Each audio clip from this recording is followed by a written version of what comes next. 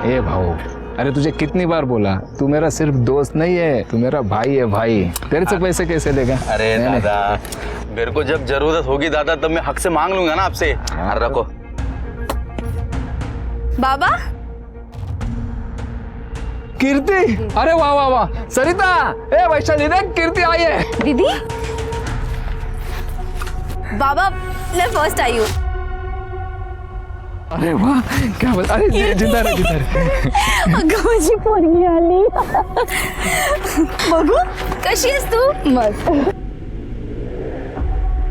अतुल, मेरे पूरे खानदान में सिर्फ मेरी बेटी है जो ग्रेजुएट हुई है। देखना, हम सबका नसीब बदल देगी अब। तूने तो सबका नाम रोशन कर दिया। वाह।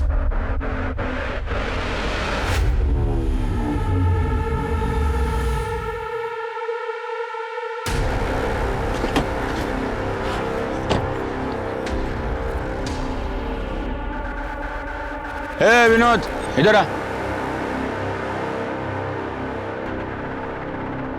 नमस्ते शेठ। देख, मालिक से कंपटीशन करने का नहीं। ये ढाबा बंद कर और अपने होटल पे आजा, काम पे लग जा। दुगनी तनख्वाह दूंगा।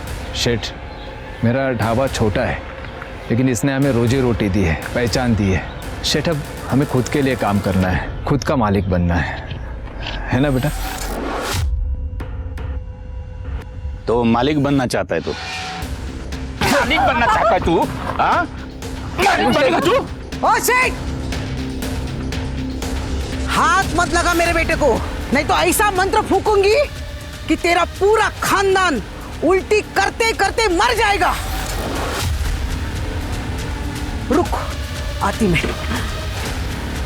तेरी ये औकात कि तू मेरा ऑफर ठुकराएगा?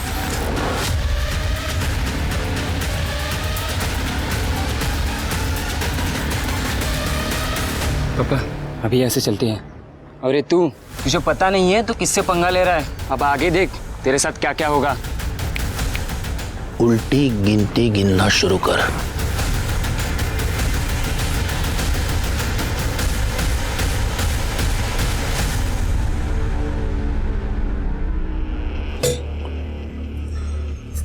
आज जो हुआ वो अच्छा नहीं हुआ। आई का ये झाड़ फूक जादू टोना करना मुझे पसंद नहीं है। सरिता, तू समझाती क्यों नहीं आई को? वो कभी किसी की बात मानती है भला? कहीं झाड़ फूक करके मुझे कॉकरोच या चिपकली बना दिया तो? ना बाबा ना, मुझे तो उनसे बहुत डर लगता है। छोड़ो ना वो सब, तुम्हारा माहिती है ना, आज तो खुशी का दिन है। अपने चेहरे पे खुशी रखो।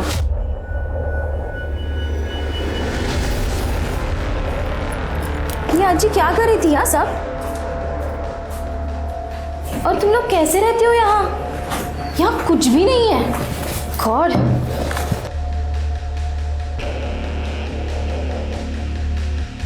लो, अब लाइट भी चली गई। और वो ढाबा, वहां का तो पानी भी ना पीऊं मैं। Life is so difficult here यार। दीदी, आप शहर से आई हो ना, इसलिए आपको ना ये सब चीज़ों की आदत नहीं है। पर हम सब ना ये ढाबे से और ज़िंदगी से बहुत खुश हैं। तो क्या लाइफ टाइम ऐसी ही जिंदगी बिताने का इरादा है तेरा? हाँ, मैं इस माहौल में नहीं रह सकती। वाह, नेटवर्क भी नहीं है यहाँ। बस अब कीर्ति की अच्छी जॉब लग जाए, फिर ये ढाबा बंद करके आराम से जिंदगी जिएंगे। नहीं नहीं, ये ढाबा कभी बंद नहीं होगा। अहो, इसी ढाबे ने तो हमें 2 वक्त की रोटी दी है। अब तो कीर्ति भी यहाँ आ गई है। हम सब साथ में रहेंगे, मेहनत करेंगे और तरक्की भी करेंगे। ले बाबा, हाँ, जॉब के लिए तो मुझे शहर जाना ही पड़ेगा। और वैसे भी मैं यहाँ नहीं रह सकती। कैसे रह लेते हो आप लोग यहाँ? और अब आपको शहर भी तो नहीं लेके जा सकती ना, मेरे दोस्त हंसेंगे मुझ पर। मैं छुट्टियों में यहाँ आती जाती रहूँगी और घर पैसे भी भेज दिया करूँगी। बट प्लीज़ बाबा, मुझे ना यहाँ गाँव में रहने के लिए फोर्स मत कीजिए। वाह बेटा वाह, तुझे यहाँ रहना पसंद नहीं है, लेकिन हम लोग ये जो रूखी सूखी खा रहे हैं ना, इसमें भी हम लोग यहीं सुखी है और यहीं खुश है। ये जो तू शहर की नौकरी, पैसा और वहाँ की जिंदगी की होशियारी बता रही है ना, वो सब हम लोगों के कारण। हम लोगों ने अपने सुख त्यागे हैं तेरे लिए। ये वैशाली, इसने पढ़ाई नहीं की ताकि मैं तुझे पढ़ा लिखा के बड़ा कर सकूं। तो कोई एहसान नहीं किया बाबा आपने जो किया ना, वो आपकी जिम्मेदारी थी, आपका फर्ज था। मैं भी पैसे भेजकर अपना फर्ज निभाऊंगी। मैं ना घर से दूर जा रही हूँ, कोई रिश्ता नहीं तोड़ रही हूँ आपसे। पढ़ा और पढ़ा अपना बेटी को। कहा था ना मैंने, शहर जाते ही लड़कियों के दिमाग में हवा लग जाती है। अभी इसे अपने परिवार की शर्म आने लगी है। तेरी शर्म आती है उसको। क्या रे, इसलिए सिखाए तुझे? कीर्ति सुन। दीदी, कीर्ति, तू कल ही चली जा। पर कैसे आई? आपने देखा ना बाबा कैसे। तू परेशान मत हो, बाबा को मैं समझाऊंगी। देख, समझने में थोड़ा समय लगेगा पर समझ जाएंगे। लेकिन तुझे जब भी समय मिले तो हमें मिलने चली आना, ठीक है? ठीक है। दीदी आप परेशान बिल्कुल मत हो, मैं यहाँ सब संभालूंगी। और आई दीदी, अगर घर से दूर भी जा रही हैं तो घर के लिए ही ना। और देखना, दीदी अपने नाम के साथ पूरे खानदान का नाम रोशन करेंगी, है ना?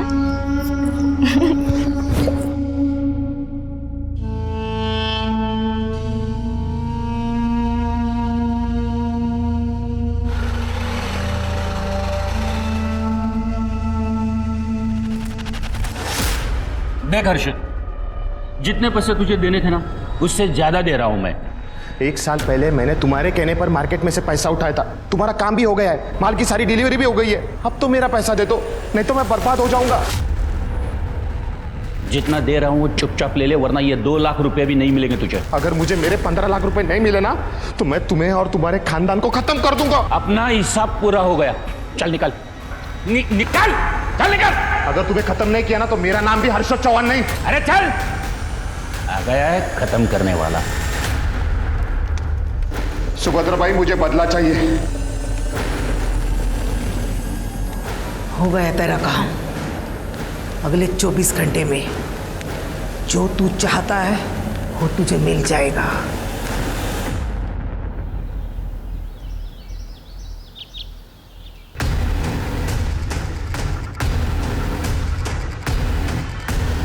Hello police station.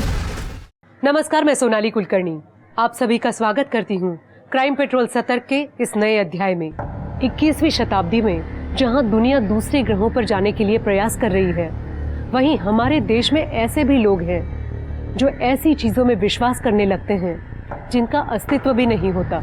कभी कभी इंसानी दिमाग को समझ पाना बहुत कठिन हो जाता है। इंसान की सोच पर गिरा पर्दा कई बार उसे वो सब कुछ करने पर मजबूर कर देता है जो उसे गुनाह के रास्ते पर ले जाता है।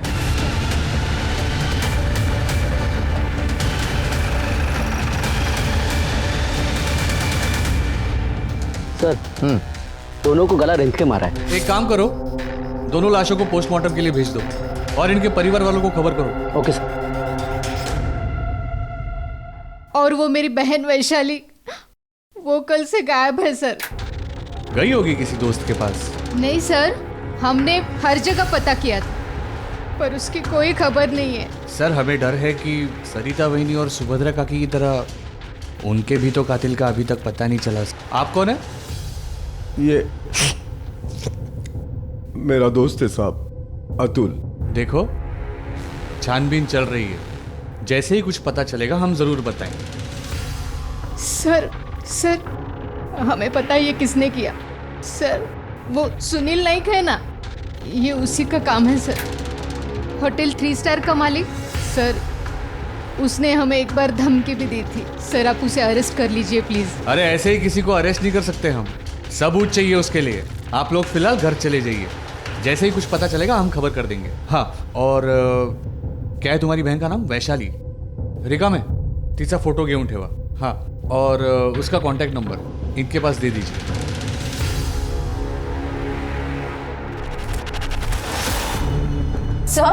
सर 2 दिन हो चुके हैं, मेरी बहन अब तक घर नहीं आई। अब कुछ कर क्यों नहीं रहे? भाग गई होगी किसी के साथ। ये क्या बकवास है?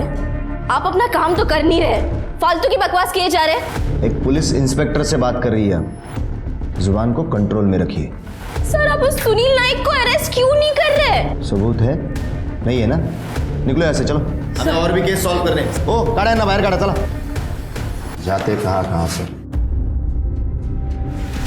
साहब अब तो पकड़ लो उन लोगों को साहब, मेरी तकरार लिख लो साहब।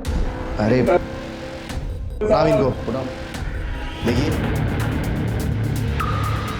कोई टेंशन तो नहीं होगा ना? अरे आप चिंता मत करो, सब ठीक हो जाएगा। मैं हूं ना, सब बंदोबस्त कर दिया है मैंने। उस पर ऐसा प्रेशर डालूंगा ना कि वो केस वापस ले ले। बस अब बाकी के पैसे जल्द से जल्द दे दो, हो जाएगा। ऐशु। हाँ बाबा। ले बेटा, ये क्या है बाबा? ये अपना महीने भर का मुनाफा है, बैंक में जमा कर देना। हाँ? और बाबा मेरे पैसे? हाँ मुझे पता था तू पूछेगी, तेरे पैसे पहले ही निकाल के रखा हूं। ये ले। वो क्या है? अरे दिखा तो। इसमें क्यों? ये ना मैंने कीर्ति दीदी के शादी के लिए पैसे जोड़े हैं। और तेरी शादी के लिए पैसे कहाँ से आएंगे? कीर्ति दीदी की शादी हो जाएगी ना, तो मेरी शादी की जिम्मेदारी उनकी। और मुझे पता है दीदी ना मेरी शादी बड़ी धूमधाम से करेंगे।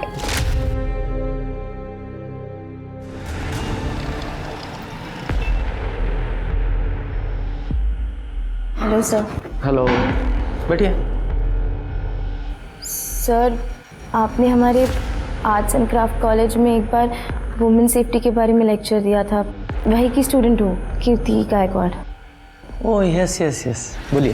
सर वो मेरी बहन के साथ रेप हुआ है और मेरी माँ और दादी का भी खून हो गया है। वहाँ की पुलिस हमें बिल्कुल सपोर्ट नहीं कर रही है, वो हर एक चीज़ को नज़रअंदाज कर रही है सर।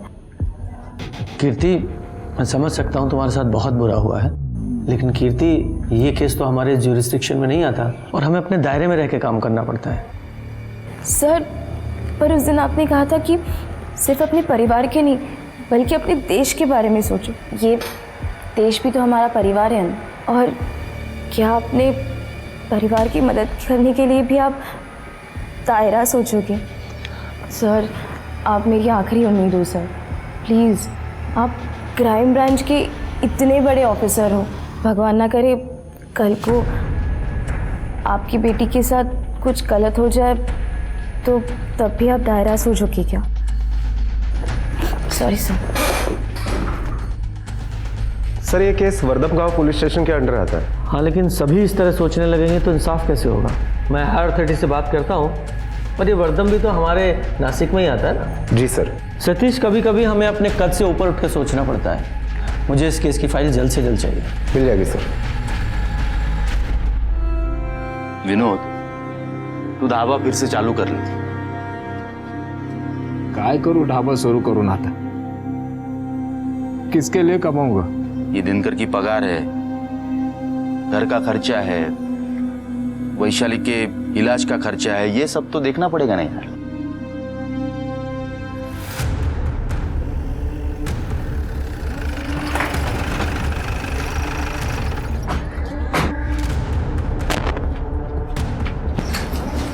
कीर्ति और वैशाली का घर यही? जी सर। सर आप यहाँ? हाँ, मैंने हायर अथॉरिटी से बात की एंड दे एग्रीड। ये केस हम हैंडल कर रहे हैं। Thank you sir. वैशाली कहाँ है? कीर्ति, तुम्हें किसी पर शक है?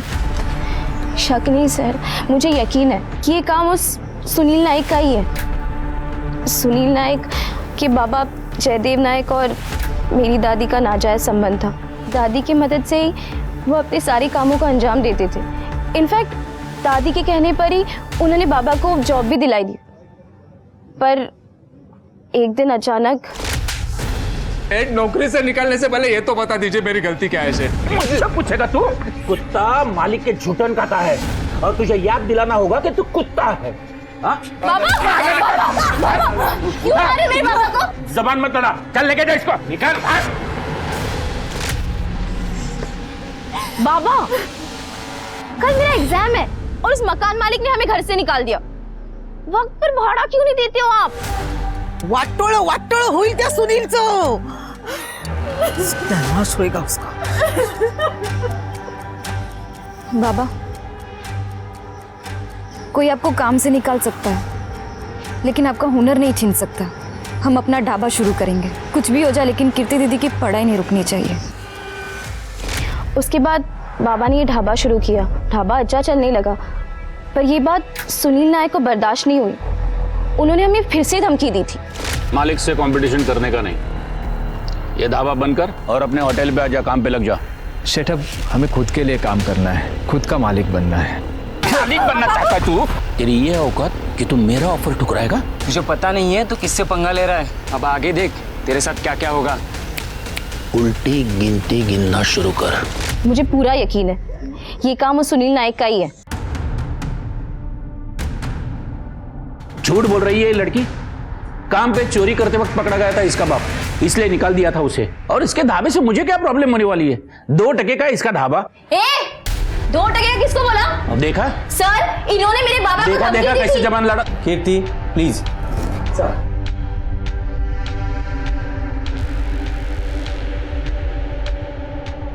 ये बताइए, सुभद्रा और आपके पिता जयदेव जी, उनके बीच क्या रिश्ता था?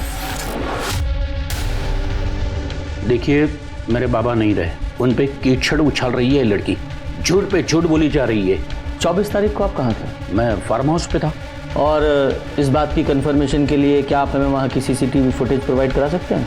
इंस्पेक्टर साहब, फार्म हाउस पे कौन सीसीटीवी लगाता है? आप बता सकती हैं कि 24 तारीख को आपके पति क्या सचमुच में अपने फार्म हाउस पे थे? हमारे घर की औरतें सिर्फ चौके चूल्हे के सवालों का जवाब जानती है. आप यहाँ क्यों बैठी हो? चले जाइए.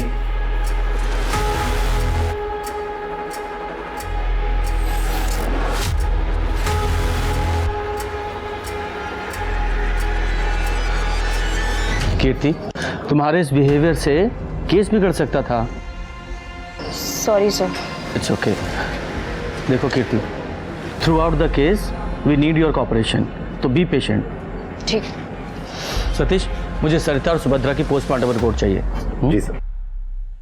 सर, सरिता और सुभद्रा के पोस्टमार्टम रिपोर्ट के मुताबिक उनके कत्ल के पहले उन्हें बहुत बेरहमी से मारा गया था. मल्टीपल फ्रैक्चर्स भी है और कातिल ने मर्डर वेपन जो यूज़ किया है उसे धार भी नहीं थी. शायद इससे यह लगता है कि कातिल पेशावर नहीं है, सब्जी काटने वाला चाकू होगा शायद. तो मिस्टर योगेश शिंदे सर. इस केस के इंचार्ज आप हैं? जी. आपको क्राइम सीन के आसपास कोई मर्डर वेपन मिला? No sir.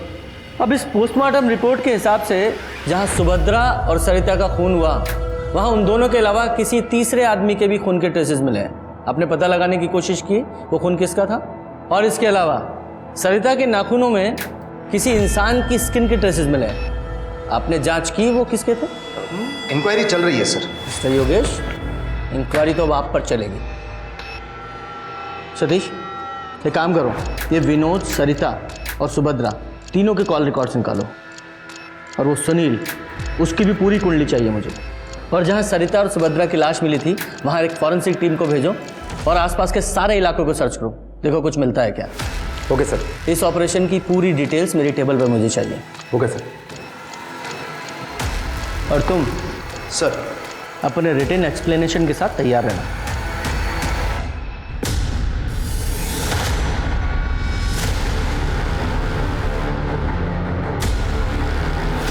ये चाकू हमें क्राइम सीन पर मिला है, क्राइम स्पॉट से सिर्फ 50 फीट की दूरी पर. इसका मतलब जानते हो कि तुमने क्राइम सीन को अच्छे से सर्च नहीं किया या फिर जानबूझकर अवॉइड किया. हाँ? सर, विनोद के ढाबे पे काम करने वाला दिनकर आया है. बुलाओ. सब विनोद दादा जैसे ही घर के बाहर चले जाते थे तब एक कार आती थी और सरिता जी उसमें बैठ के चली जाती थी. सरिता को लेने कौन आता था? वो तो नहीं पता साहब, क्योंकि मैंने उस आदमी का चेहरा कभी देखा नहीं.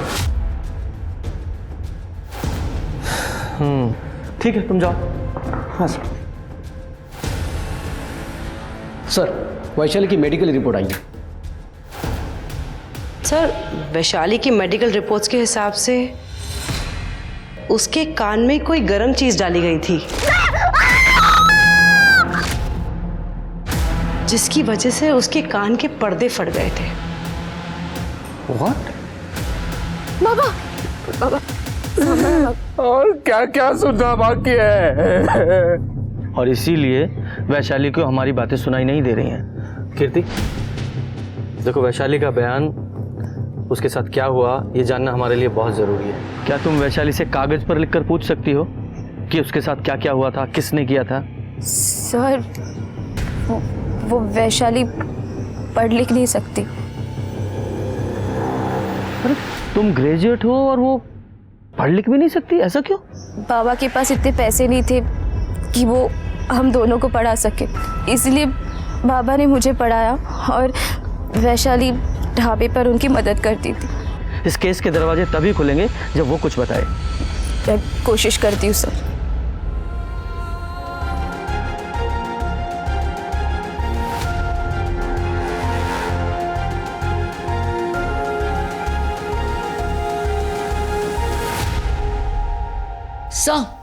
सर सुनील की कुंडली निकाली है। सर मार्केट में कोई अच्छी रेपुटेशन नहीं है उसकी, काफी लोगों के पैसे डुबाए हैं उसने। और सर एक बात और, सर सुनील का बेटा वीरेंद्र उसके साथ ही काम करता है। सर हमने वैशाली और सरिता के फोन रिकॉर्ड्स निकलवाए। सर सरिता को पिछले 15 दिनों में इस नंबर से काफी सारे फोन आए थे और यही नंबर वारदात के दिन विनोद के घर के आसपास भी पाया गया था। और जब हमने सरिता के फोन का मैसेज बैकअप लिया और इसी नंबर से सरिता को ये मैसेज आए थे। बुलाओ इसको। Okay sir. बोल सच क्या है, बता। बताता हूँ सर। मैं सरिता को बहुत पसंद करता था। मेरी दिल की बात उसे मैं बताना चाहता था, लेकिन मेरी हिम्मत नहीं हो रही थी। फिर मैंने एक दिन देखा कि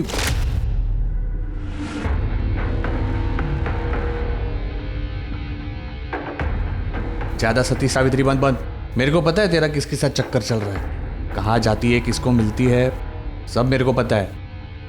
तो मेरे साथ चलने में क्या प्रॉब्लम है तेरे को? देख, मैं जो कुछ भी कर रही हूँ वहां पर वो मेरी एक मजबूरी है, या फिर ये समझ ले कि मेरे लिए वो एक श्राप है। तो मैं बोलता हूँ वो मेरे साथ कर, नहीं तो मुझे तुझे मजबूर करना पड़ेगा। और ये सब देख कर तुझे गुस्सा आया और तूने सरिता को मार दिया? नहीं सर, मैंने उसे नहीं मारा। झूठ मत बोल। 15 तारीख को तेरे घर की लोकेशन विनोद के घर के आसपास की है। हाँ, मैं सरिता से मिलने गया था, लेकिन जब मैं वहाँ पे गया तो उसके घर पे ताला लगा हुआ था। फिर मैं वापस चला आया सर। सरिता किसके साथ थी? कहाँ देखा था उसे? बोल। सर वो सुनील के घर के बाहर थी।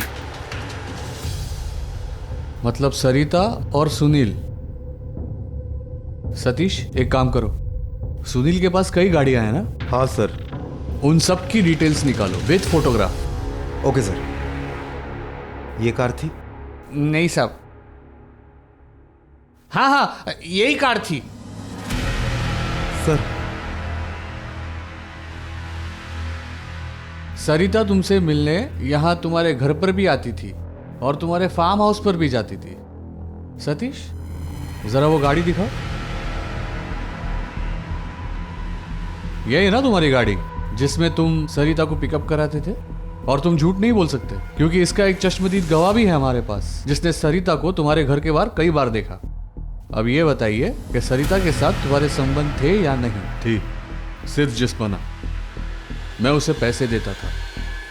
जो काम तुम्हारे पिताजी जयदेव ने सुभद्रा के साथ किया था वही काम तुमने सरिता के साथ किया, उसके साथ जबरदस्ती संबंध बनाकर। जी देखिए, जो भी था राजी खुशी था, कोई जबरदस्ती नहीं की उस पे। सरिता से आखिरी बार कब मिले थे? 14 मार्च को आखिरी बार मिले थे।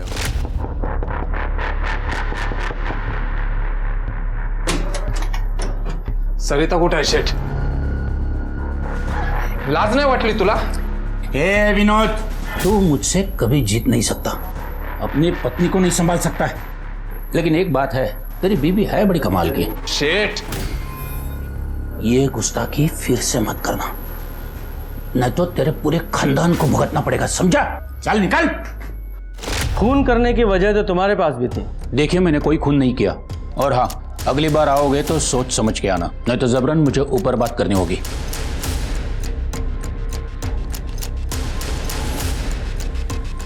सतीश, इस विनोद ने हमें सरिता और सुनील के संबंधों के बारे में पहले क्यों नहीं बताया? क्या हो सकता है जो लोग छुपा रहे हैं?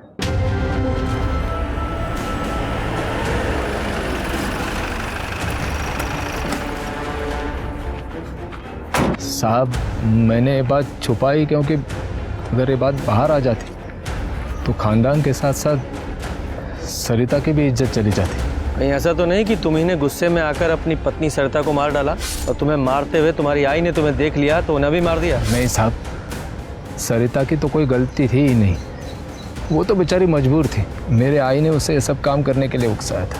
मेरे आई जादू टोना जानती थी, उसके खिलाफ जो भी चला जाता वो जादू से उसे अपने वश में कर लेती थी। साहब, सरिता ने डर के कारण ये काम किया था। वारदात वाले दिन तुम जिस दुकान से सामान लेने गए थे उसका एड्रेस दो। हाँ साहब। सतीश, ये हमारे पास 3 सस्पेक्ट हैं, विनोद गायकवाड़, सुनील नायक और ये अतुल सावंत। लेकिन वैशाली के साथ ये सब कुछ किसने किया उसके बारे में पता नहीं चल रहा है। सर, ऐसा भी तो हो सकता है कि सुभद्रा और सरिता इन दोनों का कत्ल किसी और ने किया हो और वैशाली के साथ जबरदस्ती किसी और ने। हो सकता है। एक काम करो, इस केस से जुड़े जितने भी प्राइम सस्पेक्ट हैं सब पर नजर रखो, देखो कौन किससे मिलता है, कहाँ मिलता है, क्या बातें करता है। और ये विनोद, ये वारदात वाले दिन ये मुंबई सामान खरीदने गया था ना? Yes sir. जरा पता लगाओ ये सच बोल रहा है झूठ। Okay sir. ये कुछ तो है जो हमसे छूट रहा है। पुलिस अभी तक कातिल तक नहीं पहुंच पाई थी। हर मुमकिन कोशिश फेल होती नजर आ रही थी। गायकवाड़ परिवार के एक से एक नए खुलासों ने पुलिस को भी हैरान कर दिया था। पुलिस ये समझ रही थी कि ये केस जितना सीधा दिख रहा है उतना है नहीं, बहुत कुछ ऐसा है जो सतह पर नहीं है। और इसलिए पुलिस ने तय किया कि वो इस केस को शुरू से शुरू करेगी, बारीकी से जांच करेगी। और इसकी शुरुआत उन्होंने वैशाली के घर की तलाशी से की।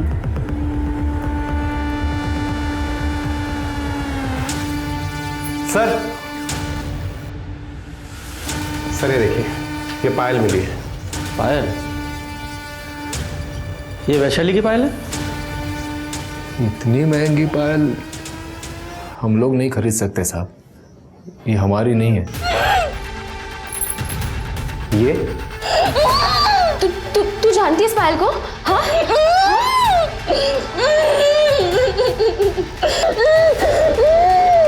सतीश, एक काम करो, पता लगाओ ये पायल कहाँ बनी है और किसने बनवाई है। हो सकता है हमारी इन्वेस्टिगेशन को सही दिशा दिखाए। Yes sir. सर, वो पायल सुनील नायक के बेटे वीरेंद्र नायक ने 2 महीने पहले खरीदी थी। इसका मतलब वैशाली के साथ हैवानियत करने वाला ये वीरेंद्र है। जी सर। लेकिन इस पायल के आधार पर इसे अरेस्ट नहीं कर सकते, इसके खिलाफ कोई पक्का सबूत चाहिए। एक काम करो,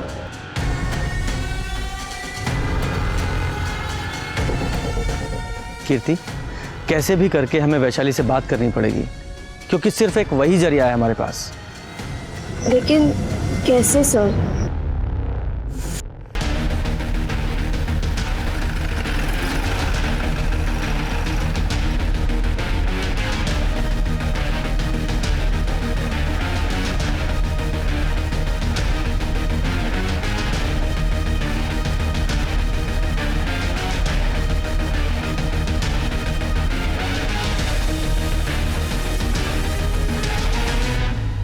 यार खिड़कियां खोलो।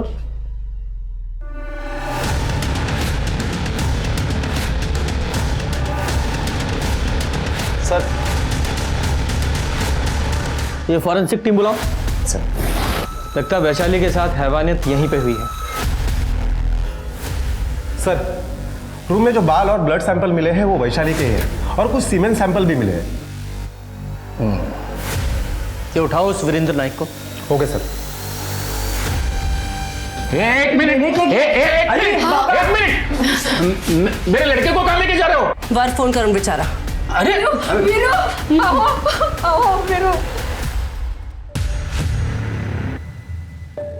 हर्ष, सर ये देखिए। ये देखिए सर। तृप्ति, ये पायल देख रहा है? पहचानता है इसे? वैशाली के घर से मिली है हमें। तूने खरीदी थी ना? और वैशाली के नाखूनों में स्किन के ट्रेसेस जो मिले हैं वो तुझसे मैच करते हैं। और जहां तूने वैशाली का रेप किया था वहां से भी तेरे सीमेंट के ट्रेसेस मिले हैं। पुलिस की मार तू सह नहीं पाएगा, इसलिए सच बता। बताता हूँ सर, बताता हूँ। वैशाली, तुम्हारी दादी मेरी दादा की बिन ब्याही दूसरी औरत थी और तुम्हारी माँ मेरी बाप की दूसरी औरत थी। फिर भी मैं तुम्हें इज्जत दे रहा हूँ। ये देखो, मैं तुम्हारे लिए पायल लाया हूँ। अब खुशी खुशी मान जाओ, वरना तुम भी वही बनोगी जो तुम्हारी माँ मेरी बाप की है, बिन ब्याही गुलाम। मर जाऊंगी लेकिन तेरी गुलाम कभी नहीं बनूंगी। और तू भी ना तेरे बाप जैसा ही है, कमीना। सरिता और सुभद्रा को क्यों मारा? नहीं सर, उनके खुद से मेरा कोई लेना देना नहीं है। सर, सुनील नायक के 3 स्टार होटल का सीसीटीवी फुटेज आ गया है। लगा? सर ये देखिए, जिस दिन वारदात हुई उसके 2 दिन पहले सुनील नायक का इस आदमी हर्षद चौहान के साथ पैसों के लेन देन की वजह से बहुत बड़ा झगड़ा हुआ था। लगभग 15 लाख का लेन देन का मामला था। सर, इस हर्षद चौहान का मोबाइल लोकेशन वारदात के दिन सुनील नायक के घर के आसपास और जहां सुभद्रा और सरिता की लाशें मिली थी वहां पर पाया गया। ये हर्षद करता क्या?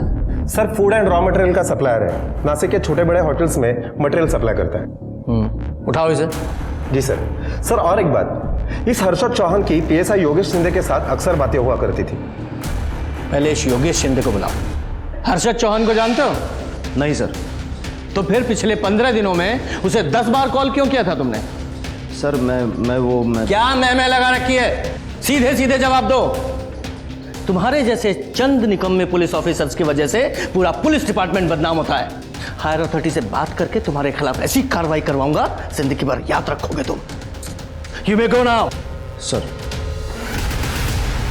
और ये हर्षद को उठाओ। Yes sir. मैंने कुछ नहीं किया सर, मैंने कुछ नहीं किया सर। सतीश,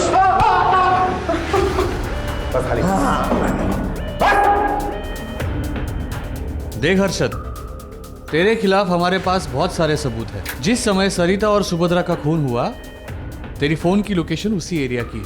और उसके अलावा उस क्राइम स्पॉट पे जो तीसरे आदमी का खून मिला वो तेरे ब्लड से मैच हुआ है। दिनेश सर, ये चाकू देख रहा है? इसी से मारा था ना तूने सरिता और सुभद्रा को। तेरे फिंगरप्रिंट्स मैच हुए इस चाकू पे। और इतने सबूत काफी है तेरे ऊपर केस बनाने के लिए और तुझे सजा दिलाने के लिए। अब सीधे सीधे बताएगा या और मार खाएगा? सतीश, ये ऐसे नहीं बोलेगा। सर, मैं बताता हूँ सर। वो सुनील नायक ने मेरे 15 लाख रुपए डुबाए थे सर। मैं बर्बाद हो गया था सर। सुभद्रा भाई, मुझे बदला चाहिए। अगले 24 घंटे में जो तू चाहता है वो तुझे मिल जाएगा। दूसरे दिन मुझे एक कॉल आया। सुभद्रा और सरिता का खून करने के लिए मुझे 15 लाख की सुपारी मिली थी। मुझे पैसों की बहुत ज़रूरत थी तो मैंने सोचा कि मुझ पर कोई शक नहीं करेगा। फिर जैसे विनोद काम से बाहर निकला, फिर मैं उसके घर गया। सुभद्रा भाई, विनोद भाई का एक्सीडेंट हो गया। क्या? कहाँ? हर्षद? हर्षद, क्या बोल रहे हो? कहाँ हुआ, बताओ तो। पता नहीं, लेकिन विनोद भैया का एक्सीडेंट हो गया। उन्हें अस्पताल लेके गए। चलिए जल्दी चलिए। कोई टेंशन तो नहीं होगा ना? अरे अब चिंता मत करो। अब उस पर ऐसा प्रेशर डालूंगा ना कि वो केस वापस ले ले। काम हो जाने के बाद मुझे मेरे पैसे मिल गए थे और मुझे ये भी पता चल गया था कि मुझे सुपारी किसने दी थी।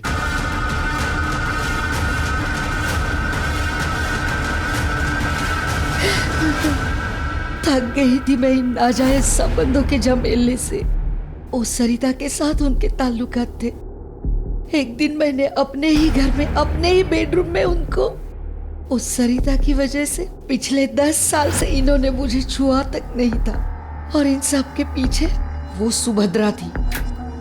सुभद्रा ने सरिता को इनके साथ संबंध बनाने के लिए मजबूर किया था साहब।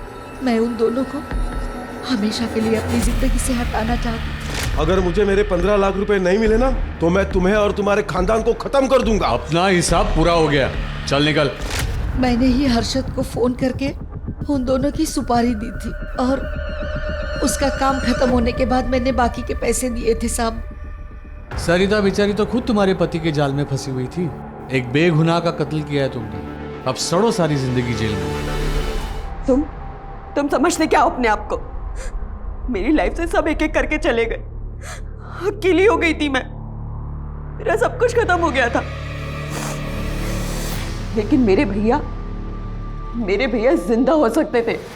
तुम्हारी वजह से वो मर गए।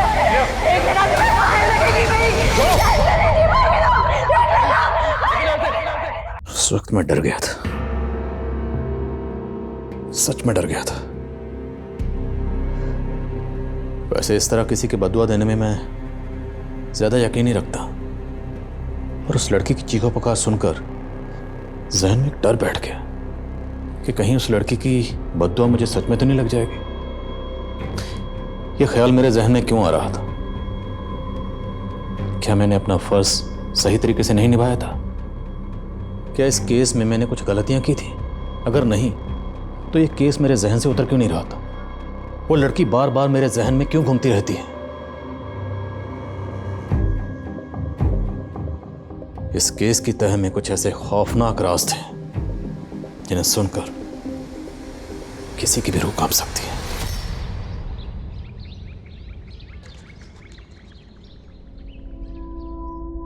जब लोगों की भीड़ में भी आपसे कोई हालचाल पूछने वाला, आपके दिल की बात करने वाला ना हो, तो लोग अकेले से हो जाते हैं। पर मैं अकेली होकर भी अकेली नहीं थी। कोई तो है मेरा, पर कहाँ? शायद आज वो मुझे मिल जाए। श्रेया, ओह गॉड श्रेया, कितने सालों के बाद देखा तुझे। कैसी है यार तू? आप कौन? मजाक मत करो, मैं क्या थी तुम्हारी स्कूल में, भारतीय स्कूल। और मैंने तो सुना है तू भारतीय स्कूल में टीचर बन गई। मैं टीचर नहीं हूँ। आई थिंक आपको कोई गलत फहमी हुई है। श्रेया देख, तू ऐसे इग्नोर नहीं कर सकती मुझे। मैंने कहा ना आपको, मैं नहीं जानती।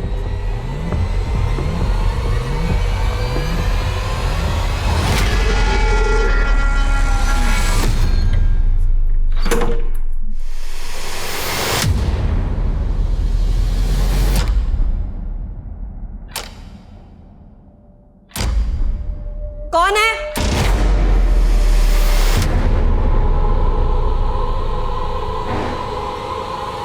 कौन हो तुम लोग? रुक, इसको पकड़, रुक, पकड़ इसको, पकड़ इसको, पकड़। छोड़ इसको, कोई और आ गया तो मुसीबत हो जाएगी, निकलते हैं यहाँ से।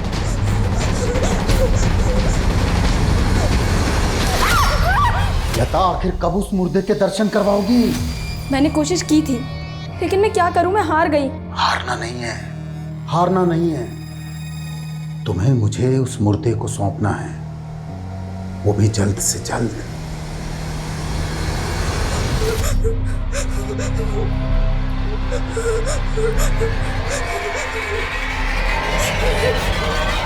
हेलो, क्या? नहीं तुम मत आओ, मैं आऊंगी।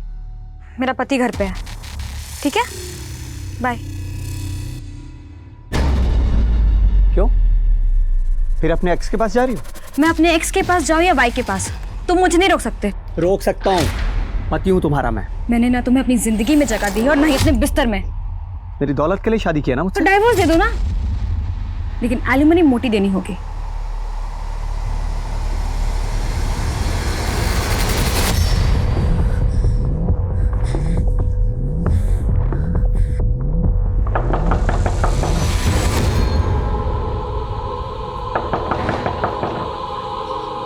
कौन है? श्रेया, मैं अविनाश।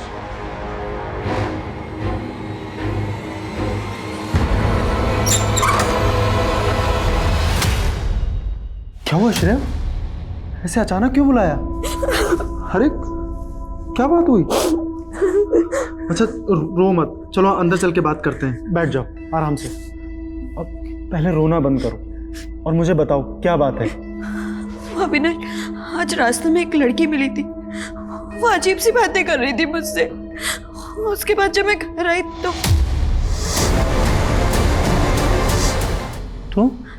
तो क्या हुआ? और कैसी लड़की? किसकी बात कर रही हो? कुछ नहीं, मैं बहुत अकेलापन महसूस कर रही थी, इसलिए मैंने तुम्हें कॉल किया। हाँ तो अच्छा किया ना श्रेया। हाँ, डोंट क्राई, मैं आ गया ना। हाँ अविनाश, तुम मुझे कभी छोड़कर तो नहीं जाओगे ना? कैसी बात कर रही हो Shreya? I want to marry you.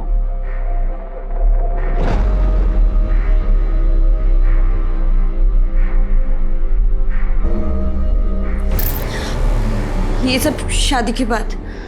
Shreya, तुम कितने पुराने ख्यालात वाली लड़की हो, एकदम 1970s की।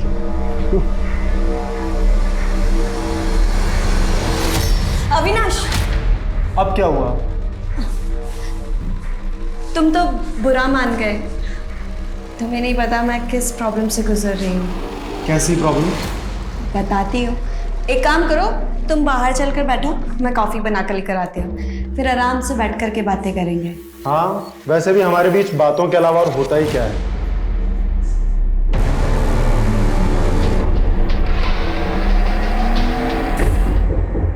संभाल के।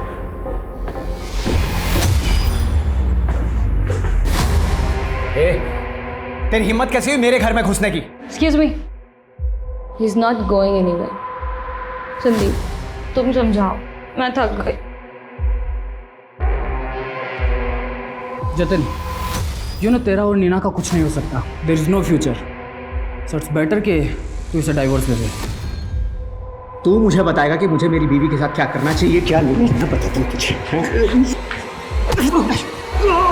हेलो पुलिस, मेरा पति किसी का कत्ल कर रहा है। क्या हुआ? तुम लोग क्यों गए?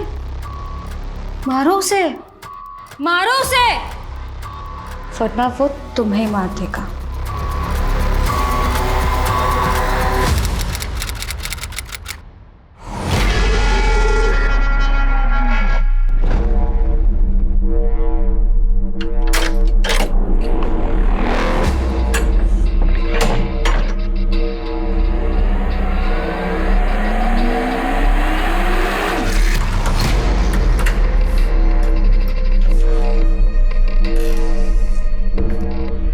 सॉरी, लेट हो गई ना, आपके लिए पिज़्ज़ा लेने लग गई थी मैं।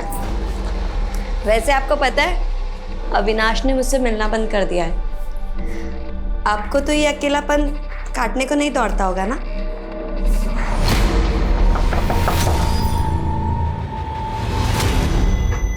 कैसी है तू बेटे? पापा, आप यहाँ क्या कर रहे हैं? Leave me alone. अरे बात तो पापा से इतना नाराज नहीं होते बेटा। आज मैं तेरी और तेरे भाई की सारी शिकायतें दूर कर दूंगा। बुला उसको तू। जतिन, भैया यहाँ नहीं है। क्यों, कहाँ गया वो? पता नहीं, आपकी वजह से भैया ने मुझे अकेला छोड़ दिया। और वैसे भी आपको कौन सी हमारी पड़ी है? आप जाइए अपनी उस गर्लफ्रेंड के पास, जाइए जाइए यहाँ मुझे से। बात करनी है श्रेया। मुझे आपसे कोई बात नहीं अरे करनी है। क्या कर रही तू? मुझे सुन तो सही। अरे बात तो सुन मेरी श्रेया।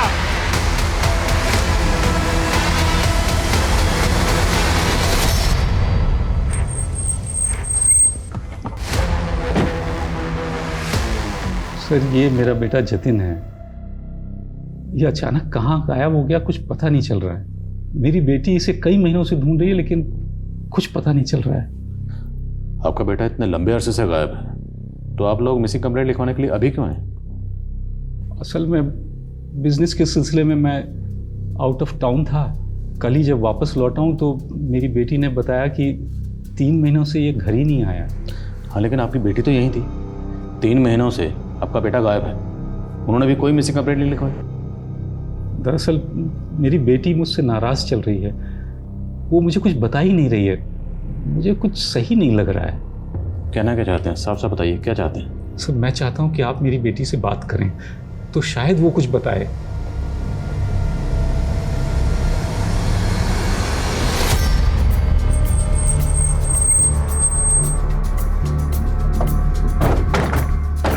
आइए।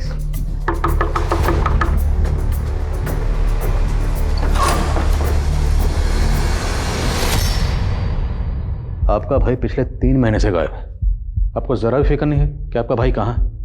आपने पुलिस में रिपोर्ट भी नहीं लिखवाई। आपके पापा आए तब इन्होंने रिपोर्ट की, आपने क्यों नहीं लिखवाई? क्योंकि सर भैया मिसिंग है ही नहीं, ये तो इनका ड्रामा है मुझे और भैया को परेशान करने का।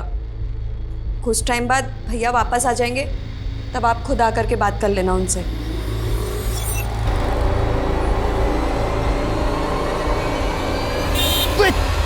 अरे देख के चलाओ यार। अरे कौन हो आप? अरे लेकिन मुझे क्या? अरे हो कौन? अरे कौन? छोड़ो मुझे, कहाँ ले जा रहे हो? अरे बचाओ! ये चक्कर कुछ समझ में नहीं आ रहा। भवानी जी कह रहे हैं कि बेटा 3 महीने से गया है, लेकिन बेटी कह रही है कि जतिन गायब नहीं है, वो जहाँ कहीं भी गया है अपने आप आ जाएगा। आखिर ये चक्कर है क्या? पता करो, ये जतिन वाकई गायब है या मामला कुछ और ही है। जब तक जतिन यहाँ नहीं आ जाता मैं यही हूँ, कहीं नहीं जाऊंगा। और सुन, ये घर मेरा है और तू मुझे यहाँ से नहीं निकाल सकती।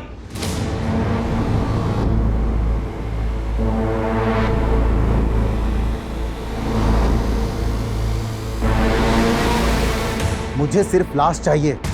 तुम ये बताओ लाश का इंतजाम हुआ या नहीं? Very good.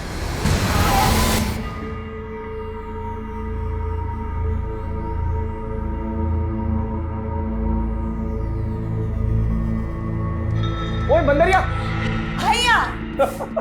अरे अरे वाओ, पाउट वाली हीरोइन की तरह क्लिक किया जा रहा है ना। अच्छा वैसे सच सच बता, ये फोटो बॉयफ्रेंड रवीश को भेज रही है? भैया आप मेरी इतनी जासूसी क्यों कर रहे हो? अरे भाई हूँ तेरा, जासूसी तो करनी पड़ेगी ना। अच्छा एक बात बता, सच में शादी करना चाहती है उससे? हाँ पर टीचर बनने के बाद। अरे वाह, पापा से बात करूं? नहीं नहीं, पापा से बात तो करनी पड़ेगी ना। मैंने बोला आपको बात करने की। बहन की शादी की बात है तो मतलब करना तो पड़ेगा ही, लेकिन नहीं। ओए संभाल। ये गिफ्ट कौन लाया? पापा आप लेकर आइए गिफ्ट। ओए ये गिफ्ट मैं लाया हूँ। फिर तो नहीं चाहिए, रख लो अपना गिफ्ट अपने पास। पापा हमेशा भैया ना गिफ्ट देकर के रिटर्न गिफ्ट मांगते हैं। पापा बोलो इसे कुछ। तो दे देना तू भी भाई को रिटर्न गिफ्ट। नहीं पापा, मुझे नहीं देना इनको गिफ्ट। और वैसे भी जब से माँ गई है ना, भाई बहुत इरिटेटिंग हो गए हैं। अब भी बता दो पापा, ये गिफ्ट पकड़ो। मैं बता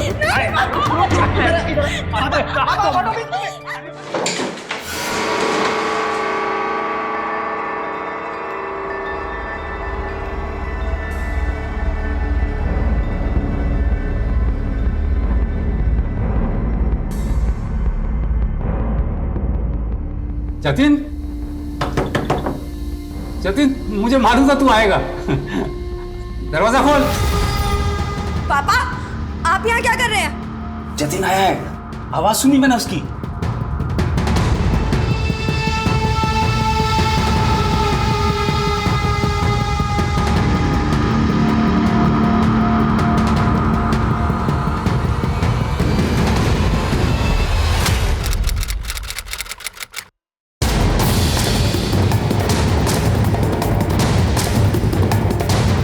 आसपास का एरिया अच्छी तरह से स्कैन करो, कुछ भी छूटना नहीं चाहिए। जैन सर, सुबह एक राहगीर ने भवानी सिंह की लाश को कार में देखा था, और ये वही भवानी सिंह है जिसने 3 दिन पहले अपने बच्चे की मिसिंग कंप्लेंट लिखवाई।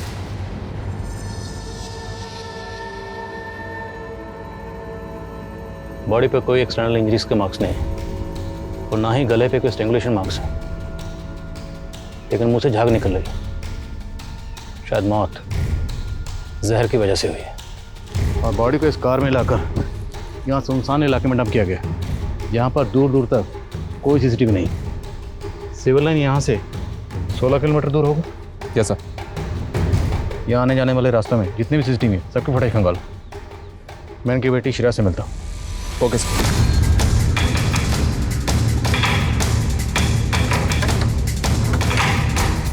इस तरह ताला लगा के आखिर श्रेया कहाँ गई होगी?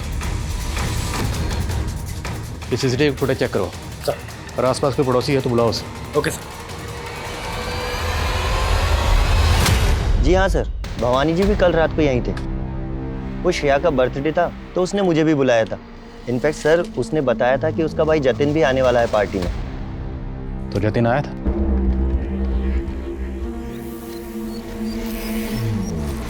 श्रेया, लगता है भैया कहीं बिजी है इसीलिए नहीं आए। एक काम करते हैं, मैं केक कट करती हूँ। तो बर्थडे पार्टी रात को कितने बजे तक चली थी?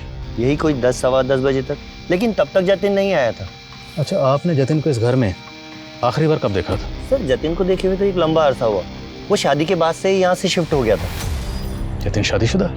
जी हाँ सर, वो यहीं अपनी बीवी के साथ में हरिनगर में कहीं रहता है। हरिनगर में एग्जैक्टली कहाँ रहता है, कुछ आइडिया आपको? I'm सॉरी सर, ये तो मुझे कोई जानकारी नहीं। सर आप यहाँ? हमें आपके फादर की लाश मिली कुतुब रोड पर।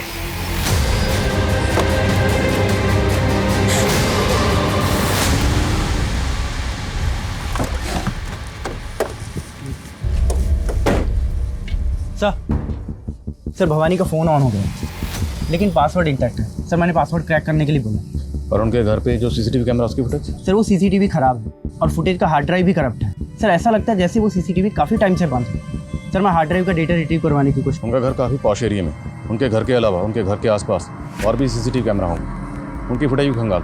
Okay sir.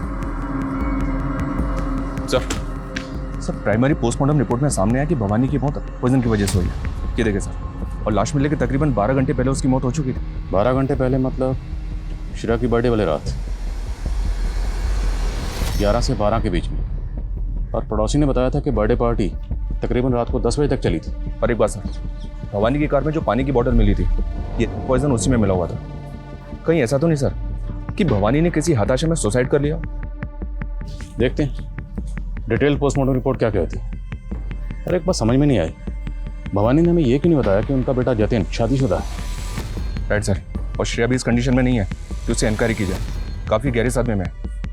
फिर भी पता करवाता हूँ कि जतिन अपनी पत्नी के साथ हरिनगर में कहाँ रहता था। और ये भी पता करो कि पॉइजन कहाँ से खरीदा गया।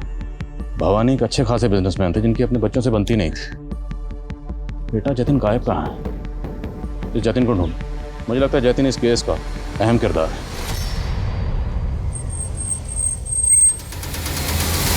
तो ये दोनों मियाँ बीवी हैं कहाँ?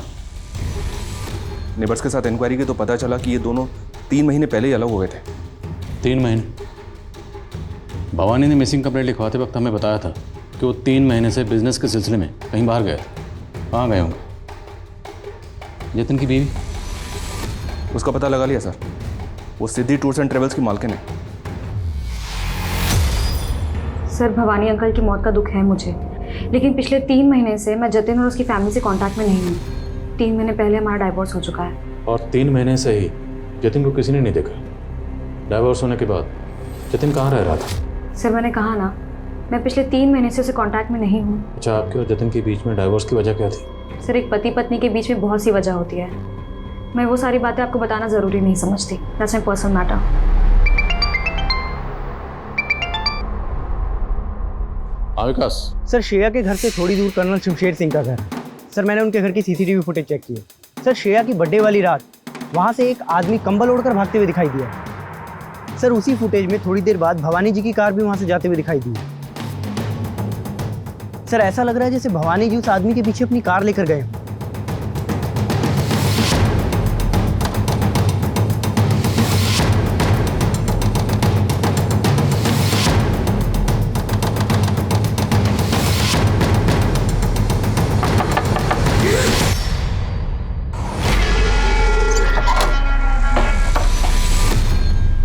आपसे कुछ बात करनी थी। आपकी बर्थडे वाली रात ये आदमी अपनी कार में आपके घर के आसपास देखा गया। इसने अपना मुंह ढका हुआ है और कुछ देर बाद जिस डायरेक्शन में ये गया उसी डायरेक्शन में इसका पीछा करते हुए आपके फादर भी इसके पीछे गए। ये आदमी कौन है? जी मुझे नहीं मालूम। आपके पापा उस रात कहाँ गए थे? वो मुझे बताकर नहीं गए। स्मेल किस चीज़ की?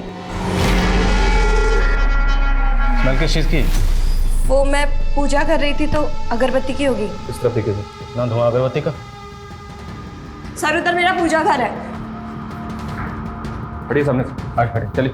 सर वो पूजा घर है, आप ऐसे एंटर नहीं कर सकते हैं। अरे हम बाहर से देख रहे हैं। नहीं मैंने बोला ना नहीं। नहीं अरे मैंने मना किया ना। नहीं छोड़ो मुझे। नहीं अरे छोड़ो। नहीं तो बहुत धुआं है सर।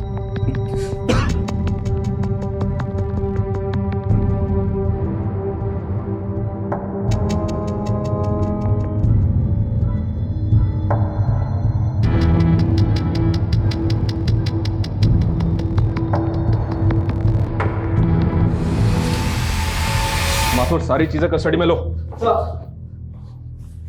कंकाल किसका है? मुझे नहीं मालूम सर। कैसे नहीं मालूम? तुम्हारे घर में कंकाल पड़ा हुआ है, तुम्हें नहीं मालूम किसका कंकाल है? बोलो। कहीं ऐसा तो नहीं जतिन मर चुका और तुम सबको बेवकूफ बना रही हो? वो भैया नहीं है, भैया मरे नहीं है, वो जिंदा है, वो वापस आएंगे। तो फिर ये कंकाल किसका? वो सर 3 महीने पहले। तुम कहना चाहती हो कि 3 महीने पहले 2 चोर तुम्हारे घर में आए, एक लाश को फेंका और भाग गए, और तब से ये कंकाल तुम्हारे घर में पड़ा हुआ? हाँ सर, जब मैं घर वापस लौटी तो मैंने एक लाश देखी और मैं लाश देख करके घबरा गई और बेहोश हो गई। मुझे 24 घंटे बाद होश आया। मुझे कुछ समझ नहीं आ रहा था सर, इसलिए मैंने किसी को कुछ नहीं कहा। बहुत डर गई थी तुम, हैं? इसलिए तुमने किसी को कुछ नहीं बताया, लेकिन इस लाश के साथ तुम पिछले 3 महीने से रह रही हो, तब डर नहीं लगा? अपना ये नाटक बंद करो। बोलो बोलो, लाश किसकी? कहीं ऐसा तो नहीं कि तुम्ही ने अपने भाई जतिन को मार दिया? नहीं सर भैया जिंदा है। तो फिर ये कंकाल किसका? बोलो बोलो, किसका कंकाल है? देखो तुम मुसीबत में फंस जाओगे, साफ साफ बता दो कंकाल किसका है। नहीं पापा, भैया नहीं है अंदर, आप जाइए अपने कमरे में, जाइए जाइए। बहुत हो गया तेरा और तेरे भाई का नाटक, एक नहीं सुनूंगा मैं। बात करनी है मुझे जतिन से। पापा नहीं। आई एम श्योर सर, ये श्रेया नाटक कर रही है और अपने नाटक में हमें उलझाने की कोशिश कर रही है। उसकी वो चोरों वाली कहानी वो पक्की झूठी है सर, क्योंकि सर वो कम्बल वाला आदमी सीसीटीवी में दिखा है। उस एरिया में इंक्वायरी की तो पता चला कि वो आदमी पहले भी 2-3 बार खुद को कम्बल से लपेटे हुए वहां से जाते हुए दिखा है। और श्रेया तो उस आदमी को पहचानने से मना कर रही है। वो तो कह रही है उस आदमी को जानती नहीं। ये लड़की कहीं किसी जादू वादू के चक्कर में तो नहीं पड़ी हुई थी? डिटेल निकलवा इसकी। मुमकिन है ये लड़की हमसे वाकई कुछ छुपा रही हो और ये अपने पिता भवानी की मौत का राज भी जानती है। राइट सर, बस ये जतिन के गायब होने का राज समझ में नहीं आ रहा है, क्योंकि वो लगातार इस बात को बोल रही है वो स्केलेटन जतिन का नहीं है। एक काम करो, उस कंकाल का डीएनए भवानी के डीएनए से मैच करवा के देखो, कंफर्म हो जाएगा कि जतिन वाकई कहीं गायब है या वो कंकाल जतिन का। क्या भवानी का फ़ोन अनलॉक हो गया है? कॉल हिस्ट्री में उन्होंने लास्ट कॉल रात को 11 बजे सुनीता को किया था। रात को 11 बजे? कौन है सुनीता? सुनीता एक एडवोकेट। जी मैं भवानी जी की कंपनी के लीगल एडवाइज़र हूँ। तो उस रात आपने भवानी जी को ऐसी का लीगल एडवाइस दी कि उसके बाद उनकी मौत ही होगी? ये सुन के तो मैं भी खुद हैरान हूँ सर। दरअसल उस रात को वो अपनी विल के बारे में मुझसे कुछ बात करना चाह रहे थे। सुनीता, मुझे अपनी विल चेंज करनी है, तुरंत मिलना है तुमसे। लेकिन उसके आगे उन्होंने कुछ बताया नहीं था। मैं एक्सपेक्ट कर रही थी कि वो अगले दिन मुझसे मिलने आएंगे, लेकिन फिर। तो उनकी पहली विल में ऐसा क्या लिखा था जिसे वो चेंज करवाना चाहते थे? सर उनकी पहली विल के मुताबिक उनकी मौत के बाद उनके बेटा, उनकी बेटी और उनके भाई तीनों ही बराबर हकदार थे उनकी प्रॉपर्टी में। उनका भी भाई भी है? जी, उनका एक छोटा भाई है विक्रम सिंह, वो यहीं कुतुब रोड पे कहीं रहता है। कुतुब रोड पे हमें भवानी जी की लाश मिली। क्या इन दोनों भाइयों का आपस में किसी बात को लेकर कोई झगड़ा था? सर विक्रम, श्रेया और जतिन, इन तीनों का ही भवानी जी के साथ अक्सर कुछ ना कुछ इशू चलता रहता था, खासतौर पर उनके पुश्तैनी घर को लेकर। भैया आपकी बिल से मेरे को कोई लेना देना नहीं है। ये हमारा पुश्तैनी घर है, इसको बेचिए और मेरा हिस्सा मुझे दे दीजिए। चाचा जी, ये घर नहीं बिकेगा। इस घर से हमारी माँ की यादें जुड़ी हुई है। इसके अलावा और मैं कुछ नहीं जानती सर। पता करो, ये भवानी का भाई विक्रम कुतुब रोड पे कहाँ रहता है? Yes sir.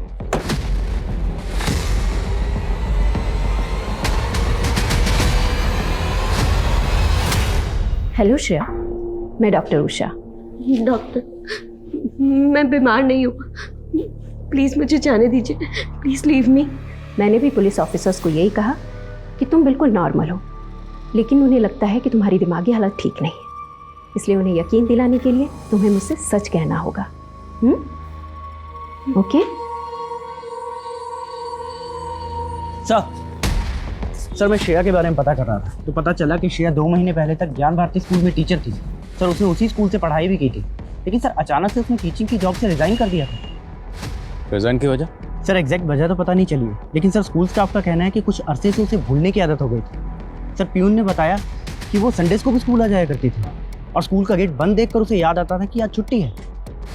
तो क्या इस लड़की की दिमागी हालत वाकई इतनी खराब है? उसका भाई जतिन, कुछ पता चला कहाँ? सर जतिन कहाँ है ये तो कुछ पता नहीं चला, लेकिन सर ये बात पता चली है कि जतिन अपने फादर के बिजनेस में इन्वॉल्व नहीं था। वो एक स्पर्म डोनर था। Sperm donate? सर जिस क्लिनिक को वो स्पर्म डोनेट करता था मैंने वहाँ भी पता किया। पिछले 3 महीने से जतिन वहाँ भी नहीं गए। जतिन की बीवी नीना खुद इतने बड़े बिजनेस की मालकिन है और ये बंदा स्पर्म डोनेट करता था। ये जोड़ी कुछ समझ में नहीं आ रही। सर जतिन की बीवी नीना का एक संदीप नाम के आदमी के साथ अफेयर था, वो भी शादी के पहले। और ये संदीप अब नीना के बिजनेस में भी इन्वॉल्व है। तो जतिन को गायब करवाने के पीछे कहीं इसकी बीवी नीना का हाथ तो नहीं?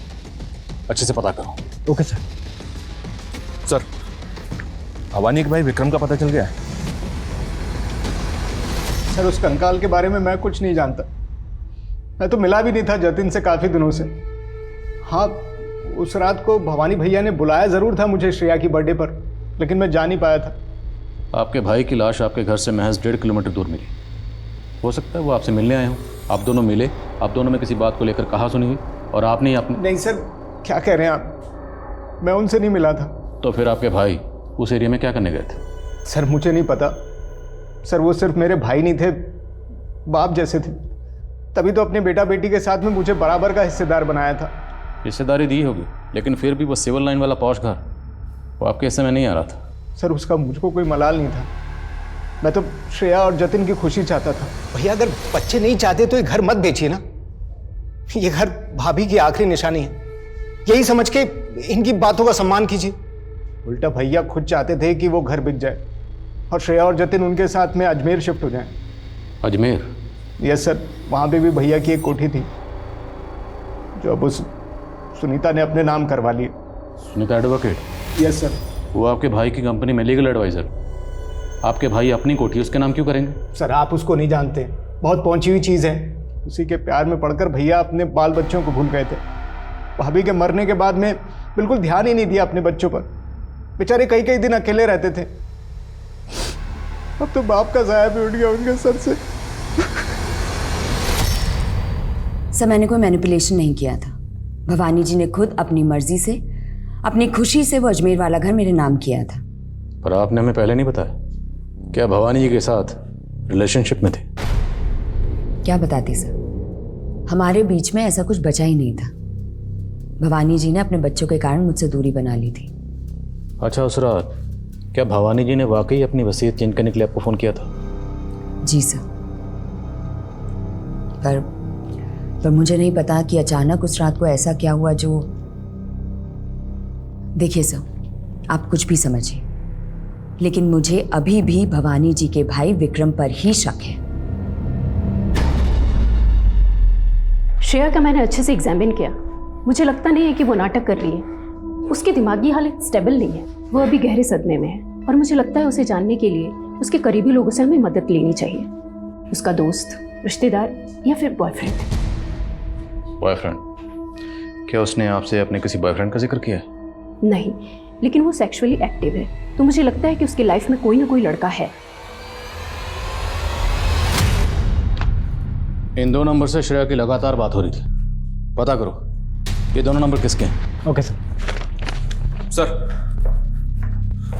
सर श्रेया के घर के सीसीटीवी का हार्ड ड्राइव रिट्रीव हुआ है। इसमें पिछले 3 महीने की फुटेज है और सर 3 महीने से सीसीटीवी बंद है। सर इस दिन श्रेया मेन डोर से घर के अंदर दाखिल हुई, तब घर पे ताला लगा हुआ था और उसके बाद ये दोनों आदमी मेन डोर से भागते हुए दिख रहे हैं और इन दोनों के हाथ में बैग भी है। तो सवाल ये है कि अगर घर में ताला लगा हुआ था तो ये दोनों घर में दाखिल कैसे हुए होंगे? हो सकता है सर ये दोनों चोर हों और टेरेस से होते हुए घर के अंदर दाखिल हो गए। तो मतलब श्रेया की चोरी वाली बात सही है। बस फुटेज में जतिन कहीं नहीं दिख रहा। श्रेया के मुताबिक 2 लोग जब घर में आए थे, उनके भागने के बाद घर में उसने एक लाश देखी। अब अगर 2 लोग घर में चोरी करने आए थे तो लाश फेंक कर क्यों जाएंगे? हो सकता है सर चोर 2 नहीं 3 हो। इन तीनों का आपस में झगड़ा हुआ, 2 ने मिलकर एक को मार दिया और उसको छोड़ के भाग गए। पर फिर भी एक लड़की एक लाश के साथ रह रही थी, वो भी अकेली, वो भी 3 महीने के लिए। नॉर्मल है? पता करो ये दोनों चोर कौन थे और वो कंबल वाला आदमी भी हो सकता है इनसे कनेक्टेड हो। और एक बात सर, चोरी के अगले दिन का भी फुटेज चेक किया मैंने। इस घर में एक और लड़के का आना जाना था। कौन है लड़का?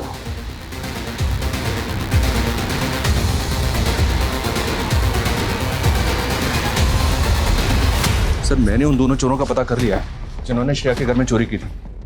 ये दोनों सोनू और बंटी नाम के हिस्ट्री शीटर है और चोरी और फरेब के आरोप में एब्सकॉन्डिंग है। लेकिन सर इन दोनों से कनेक्टेड जो तीसरा चोर है उसका पता नहीं चल रहा है। खबरों को काम पे लगाओ, ढूंढो ने। अब इन चोरों से ही हमें इस केस के ताले की चाबी मिलेगी। सर आपने जिन 2 नंबर्स के बारे में पता करने के लिए कहा था, मैंने उनके बारे में पता किया। ये देखिए सर, उनमें से एक नंबर इस अविनाश का है और एक इस रविश का। ये अविनाश तो वही है ना जो हमें श्रेया के घर के सीसीटीवी फुटेज में दिखा था? जी सर, एनआईसी पुलिस स्टेशन बुला लिया है। लेकिन सर ये रविश 3 महीने पहले कनाडा शिफ्ट हो गया। 3 महीने पहले? इस केस में 3 महीने का चक्कर क्या है? जतिन के फादर 3 महीने से टूर पर थे और अब ये रविश ये 3 महीने पहले कनाडा शिफ्ट हुआ। सर मैं श्रेया का दोस्त अविनाश हूँ। मैं पहले उससे मिलने उसके घर जाता था, लेकिन काफ़ी टाइम पहले ही हम दोनों का ब्रेकअप हो गया था। तो जब तुम श्रेया से मिलने उसके घर जाते थे तो वहाँ एक लाश थी, तुमने उस लाश को कभी नहीं देखा? लाश? कैसी बात कर रहे हैं सर? तो तुम कहना चाहते हो तुम्हें उस लाश के बारे में कुछ नहीं पता, तुमने कभी नहीं देखी उस लाश को? नहीं सर, मैंने कभी कोई लाश नहीं देखी। तुम्हारा श्रेया से ब्रेकअप क्यों हुआ? सर उसके बहुत मूड स्विंग्स होते थे सर। कभी लगता था वो मुझसे बहुत प्यार करती और कभी लगता था कि वो मेरी होकर भी कभी मेरी नहीं हो पाएगी। सर वो मुझे कभी समझ ही नहीं आई। तो बिना समझे उसके साथ फिजिकल रिलेशन बना लिए? क्या बात कर रहे हैं सर? वो तो मुझे कभी अपने नज़दीक भी नहीं आने देती थी। ये सब शादी के बाद। ये रविश कौन है, जानते हो उसे? हाँ सर रविश तो श्रेया का एक्स बॉयफ्रेंड था। श्रेया ने बताया था मुझे, और उन दोनों के ब्रेकअप के बाद वो कनाडा शिफ्ट हो गया था। श्रेया, अच्छा तुम नहीं जानती कि जतिन कहाँ गया, लेकिन मैं जानना चाहती हूँ कि तुम्हारा किसके साथ फिजिकल रिलेशन था। घबराओ मत, मैं ये सीक्रेट रखूंगी। श्रेया देखो, क्या वो अविनाश था या रविश? श्रेया घबराओ मत। सर हमने ये तो कंफर्म कर लिया कि रविश कनाडा में है, लेकिन श्रेया से जैसे ही हमने फिजिकल रिलेशन की बात की तो वो डरने लगी। कहीं ऐसा तो नहीं सर कि स्कूल में श्रेया को कोई मोलेस्ट करता था और जिसकी वजह से परेशान होकर उसने स्कूल से रिजाइन कर दिया? हाँ, लेकिन इन सब बातों का सर एक बात पता चली है सर, मुझे लग रहा है कि इस बात का हमारे केस से कोई कनेक्शन हो सकता है। माथुर बात तो बताओ। सर जिस दौरान श्रेया के घर से चोरों को भागते हुए देखा गया था सर, उसी दौरान मॉर्चुरी से एक लाश भी गायब हुई थी। कहना क्या चाहते हो? सर हो सकता है कि किसी ने वो लाश चुराकर श्रेया के घर पे डंप कर दी हो।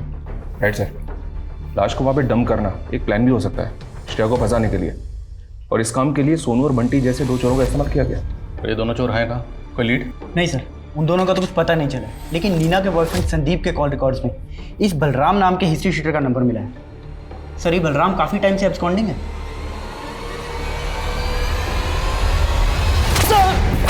सर मुझे नहीं पता सर जतिन कहाँ है सर मुझे नहीं पता सर मैं सच बोला। तो नीना जी, सब पता लगा लिया हमने। आपका जो बिजनेस है उसमें इन्वेस्टमेंट थी भवानी की। भवानी मतलब आपके ससुर की इन्वेस्टमेंट थी। आप कहना क्या चाहते हैं? आपका जो बॉयफ्रेंड है ना संदीप, उसने सब कह दिया, सब बता दिया कि कैसे बलराम के जरिए जतिन को किडनैप करवाया था, और वो सब हुआ था आपके इशारे पर। सर मेरे और जतिन की शादी बस एक डील थी। जतिन के बाप को लगता था कि मुझसे शादी करके उनका स्पर्म डोनर बेटा सेटल हो जाएगा, इसलिए मैंने भी बिजनेस में इन्वेस्टमेंट की शर्त रख दी उनके सामने। पहले जतिन उसमें बराबर का पार्टनर था, उसके बाद जब बिजनेस सेटल हुआ तो मैंने जतिन को डाइवोर्स दे दिया। डाइवोर्स पेपर पे ज़बरदस्ती साइन करवाया, जतिन बाहर, पूरा बिजनेस आपका। सर लेकिन उसके बाद बलराम ने जतिन को छोड़ दिया था। गायब हो गया या गायब करवा दिया? सर मैं सच कह रही हूँ, मुझे नहीं मालूम जतिन कहाँ है। सर जनकपुरी की वो मॉर्चरी जहाँ से लाश गायब हुई थी, उस मॉर्चरी की इंचार्ज लता सिंह नाम की एक औरत है जिस पर उस लाश को गायब करने का आरोप लगा था। लता ने जनकपुरी पुलिस को बयान दिया सर कि उसने लाश गायब करके योगराज नाम के बाबा को दी थी, और ये बाबा इतना पावरफुल है कि जनकपुरी पुलिस उस पर कोई एक्शन नहीं ले पाई। लेकिन इस योगराज का श्रेया जतिन से क्या कनेक्शन है? सर मैंने उनके चाचा विक्रम सिंह से बात की, उसने बताया कि योगराज बाबा एक टाइम पे श्रेया की माँ का गुरु हुआ करता था।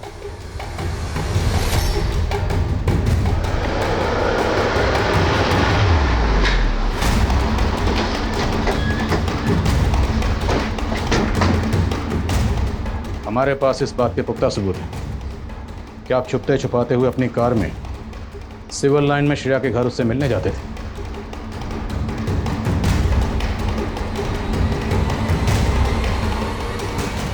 आप श्रेया से मिलने उसके घर क्यों जाते थे? मैं वहां श्रेया के भाई जतिन को जिंदा करने जाता था। What? जतिन मर चुका है? हाँ,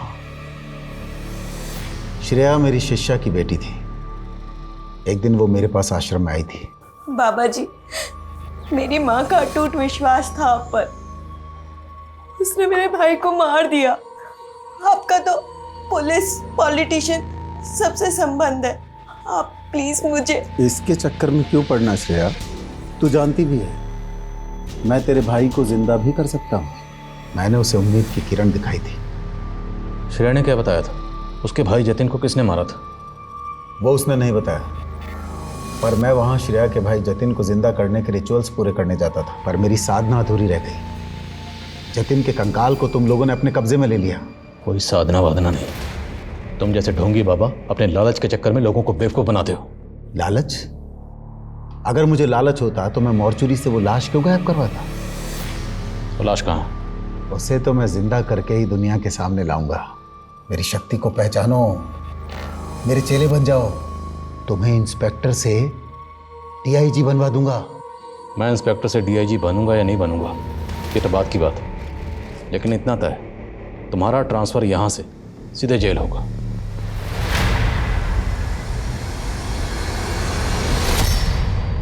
तुमने योगीराज को बताया था कि तुम्हारे भाई जतिन को किसी और ने मारा था।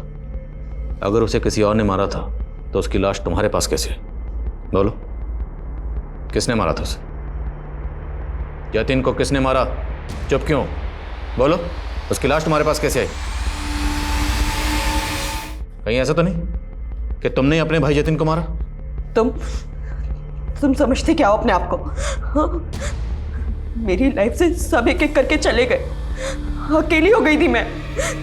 सब कुछ खत्म हो गया था मेरा, लेकिन मेरे भैया जिंदा हो सकते थे। जिंदा हो सकते थे वो, लेकिन तुम्हारी वजह से मेरा भाई जिंदा नहीं हो पाया। तुम्हें हाय लगेगी तुम्हें मेरी, कैसे जी नहीं पाओगे तुम? लेके जाओ इसे। Sir, are you okay? Sir, उस एरिया के कई केमिस्ट और किराना स्टोर में इंक्वायरी की तो फाइनली नारायण चौक के किराना स्टोर ने भवानी का फोटो आइडेंटिफाई किया। उसने कंफर्म किया कि भवानी ने खुद वो पॉइजन और पानी की बॉटल खरीदी थी, और अगर मारने वाली खुद उसी की बेटी हो तो इस बात से दुखी होकर कोई भी बाप सुसाइड कमिट कर सकता है। सर कुमार, सर अभी भी पता चला है कि ललितपुर पुलिस ने बंटी और सोनू दोनों को अरेस्ट कर लिया। एक दुकान में लूट कर रहे थे दोनों को यहाँ हाजिर करो। साहब हम मानते हैं, हम काफ़ी टाइम पहले गए थे उस घर में चोरी करने, लेकिन हमने किसी का मर्डर नहीं करा। हाँ साहब, हम सच कह रहे हैं। हम तो रेकी करके वहाँ गए थे। हमें लगा वहाँ कम लोग होंगे तो चोरी करना आसान होगा, लेकिन जब हम चोरी करने पहुंचे तो वहाँ लाश पड़ी थी। सर भाई, किसकी लाश पड़ी थी? हाँ सब यही था। हमने इसको 2 दिन पहले रेकी के वक्त वहाँ जिंदा भी देखा था, लेकिन जब हम चोरी करने पहुंचे तो वहाँ इसकी लाश पड़ी थी। सर माँ कसम साहब, आपने नहीं मारा इसको। सर श्रेया मेरे बचपन की बेस्ट फ्रेंड थी और उसने अचानक से मुझसे दूरी बना ली क्योंकि जतिन ने कहा था कि वो मुझसे बात ना करे, और इसीलिए इतने सालों के बाद वो मुझसे मिली और उसने मुझे पहचानने से मना कर दिया। बचपन में ऐसा क्या हुआ था? श्रेया भूल हो गई। अच्छा अब नहीं करूँगा बस। आप कहना चाहती हैं कि बचपन में जतिन ने श्रेया के साथ? सर हो सकता है कि ये सिलसिला उनके बड़े होने के बाद भी चलता रहा हो। कैसे मुमकिन है? I mean, दोनों सगे भाई बहन। सर मैंने देखा तो नहीं, लेकिन सर महसूस ऐसा ही होता था कि जतिन श्रेया को मोलेस्ट करता था। दोष मेरा भी है सर। वो अपनी जिंदगी में इतना कुछ सहती रही और मैं दोस्त होते हुए भी उसकी तकलीफ नहीं समझ पाया।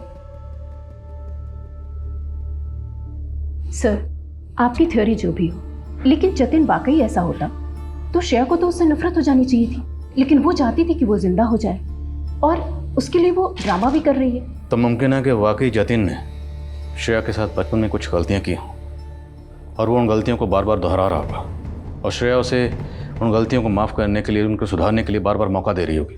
जतिन तो शायद शादी करके अपनी ज़िंदगी में आगे बढ़ गया हो, पर शायद श्रेया नहीं बढ़ पाई। हालांकि उसकी ज़िंदगी में रविश और अविनाश जैसे 2 लड़के आए, पर उसने किसी को भी अपने नज़दीक नहीं आने दिए। और दूसरी तरफ जतिन जब शादी में धोखा खाने के बाद वापस आया, तो हो सकता है उसने श्रेया के साथ फिर से वही गलतियाँ, वही गुनाह दोहराने की कोशिश की।